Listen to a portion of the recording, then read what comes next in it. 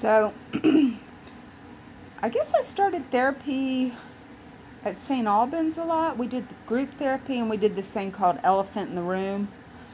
So, why do I talk? Um, because nobody's talking. And there's definitely an elephant in the room.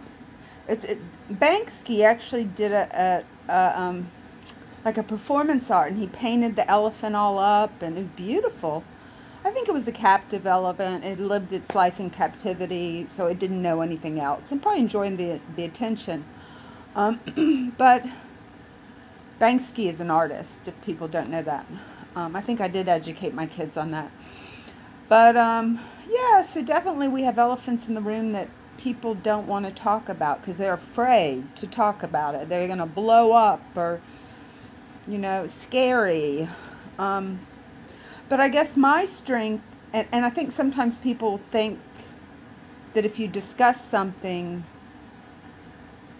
and you're trying to resolve it or trying to make it better, that sometimes you got to talk about icky stuff to make it better. You got to talk about it. It doesn't mean somebody's a bad person. Everybody's got problems and faults.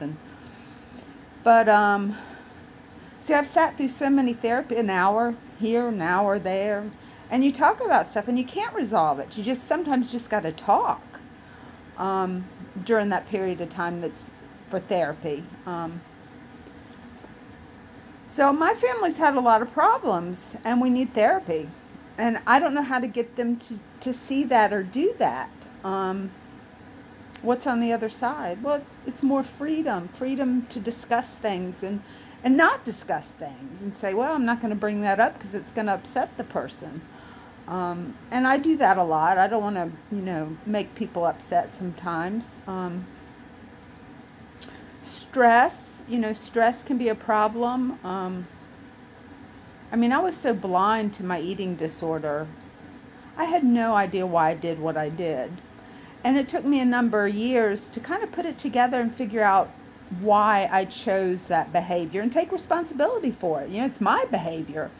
But then to say, well, this person played a part and this person played a part. And I don't think they meant for that to happen to me. I'm not going to say anybody was malicious and meant that, but they all struggled with their problems, and everybody plays a part. You talk about Shakespeare. The world's a stage, and everybody has their part. And maybe somebody does something that affects you, like Hillary calls me toxic, and I'm like, well, let's talk about it. Tell me what I'm doing. I don't know. Did I do this wrong? But she blows up, and she wants to text me, and that...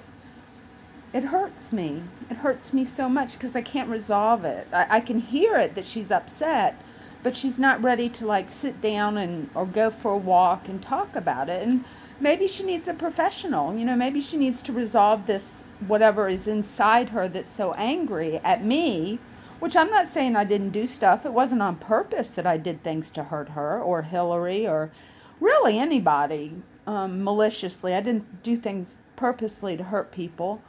But we can learn from that and maybe do things better. Because I think as a family, I think we do love each other. But we have to learn how to express that love in a healthy way and move past things that were difficult. We faced challenges that we were blind to. We didn't see it. I didn't see that I was going to have bipolar. It just happened. I didn't see I was going to marry an alcoholic. It just happened. So then we have, life is like that. You're driving your car and all of a sudden somebody hits you or you hit somebody. And then you got to deal with it. And that's kind of simple. It gets more complicated if you're drunk, and then you have to go to jail. But, so yeah, we're all driving our cars and, we don't want to hit each other. We want to be careful and we want to talk to each other and make sure we're in our own lane and not hurting each other. But we are family and we have a lot of history together and some of it's good. And I know when you're really upset and stressed out, it's difficult to see the good. And my mom and I struggled because of certain situations. And I don't mind talking about them, but I don't think people want to hear them. But we did struggle, and right before she died, I'd gotten this book, and I wrote all the good stuff that I could remember. And I was in a good place to do that, because she was very helpful to me as I got older. And she was, she seemed very grateful that I had done that, because she remembered, and I remembered the troubles that we had been through. And it took me a long time to put that together, as a person, because I was a damaged child, from a divorce and things like that. And that's what, in my family, the divorce, we lost everything. We lost our house and our horses and having dinners and vacations and living near a family unit in Massanutten. We moved to Richmond, and that was tough.